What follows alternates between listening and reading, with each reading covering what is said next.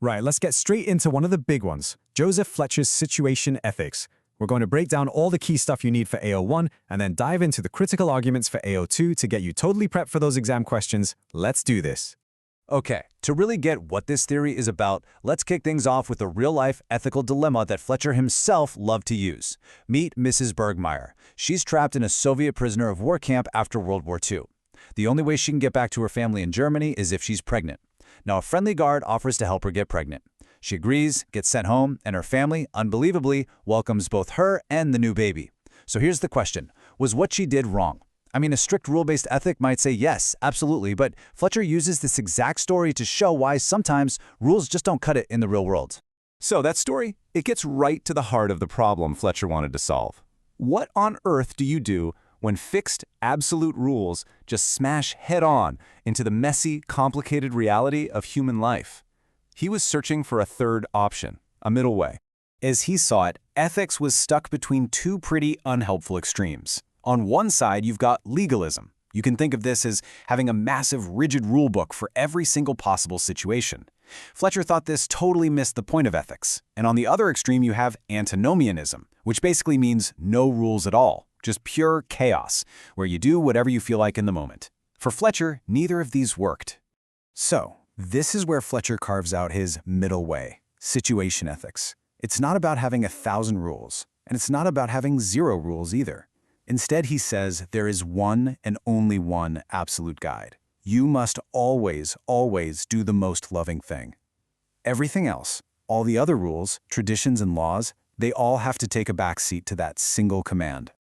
So we've got this one big principle, do the loving thing. But how does that actually work in practice? Let's get into the mechanics of the theory. This is the core AO1 knowledge you've got to have down. The whole entire theory is built on this one crucial concept, the Greek word agape. Now, this isn't your everyday Valentine's Day kind of love. It's not about romance or even friendship. Agape is this selfless, unconditional, Christian idea of love. It's a choice, a decision you make to act for the good of your neighbor, even if you don't like him. It's an attitude, not some mushy feeling. To help us apply agape, Fletcher gives us 4 working principles. You can kind of think of these as the software that runs the theory. First up is pragmatism. Whatever you decide to do, it has to actually work in the real world. Second, relativism. This means you have to throw out absolute rules like never lie. The right thing to do is always relative to the situation. Third, positivism. This one starts with a leap of faith. You don't try to prove that love is the best guide, you just accept it as your starting point. And finally, and this is so important, personalism. People always, always come before rules. End of story. And then he gives us the 6 fundamental propositions, which are basically the core arguments of his whole book. He says love is the only thing that's good in and of itself. It's the only rule that matters. He even says love and justice are pretty much the same thing. And remember, this love is about wanting what's best for others, not about feelings. Then we get to the really chewy one. Only the end justifies the means. And finally, every decision has to be made right there, in the situation, not based on a pre-written script. Let's just pause on that 5th proposition, because this is where it gets really controversial. Only the end justifies the means, nothing else. What Fletcher is saying here is that if your goal, your end, is the most loving outcome possible, then literally any action you take to get there is the right thing to do. You can probably already imagine why his critics had a massive problem with this.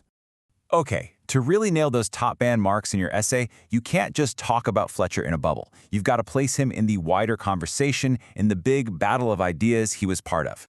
First, let's meet the man himself, Joseph Fletcher.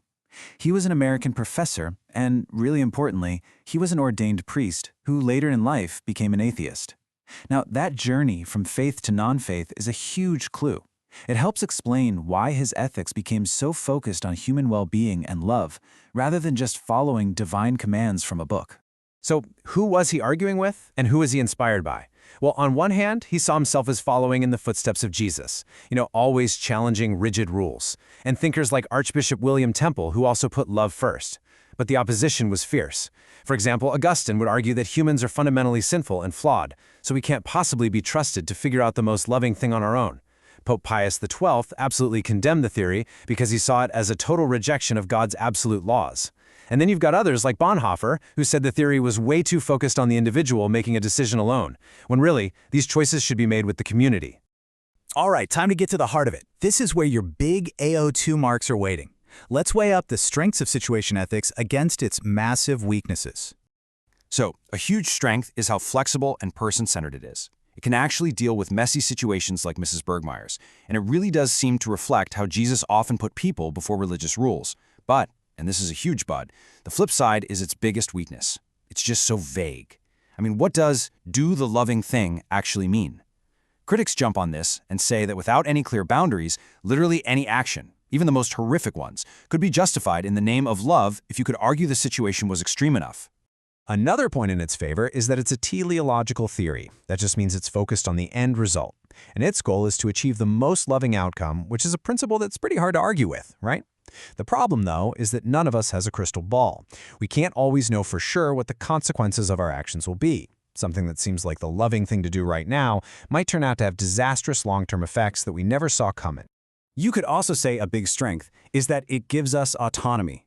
It treats people like responsible adults who are capable of making tough moral calls without needing a rulebook. But that leads straight to the criticism that it's just way too individualistic and subjective. I mean, how can you possibly run a society if my idea of the loving thing is completely different to your idea? It risks making morality just a matter of personal opinion. And finally, there's this big debate about whether it's even a proper religious ethic. Sure, it's built on the Christian idea of agape love, but many of its harshest critics, like the Catholic Church, flat out rejected it. They argue that because it only focuses on the outcome, it's basically just utilitarianism dressed up in Christian language, swapping out greatest happiness for greatest love. And this criticism gets even stronger when people accuse Fletcher of just cherry-picking the bits of the Bible that support his theory and ignoring all the parts that don't. And this quote from Pope Pius XII just nails the heart of that opposition. He saw the whole theory as dangerously subjective. He thought it was just a loophole that lets any individual justify any action they want simply by claiming it was loving, while totally ignoring what he saw as God's clear, eternal, and revealed law. Okay, exam tip time. This is absolute gold for getting those top marks. Have a look at Naquib's essay plan here. See how it's not just a list of AO1 facts and then a list of AO2 arguments? Every single point is structured as a debate. Situation ethics is flexible, but it lacks moral boundaries. It focuses on people, but love is subjective. That is the key to a high-level essay. You have to make your points argue with each other all the way through your writing. So, as you revise, this is the massive question you need to keep turning over in your mind.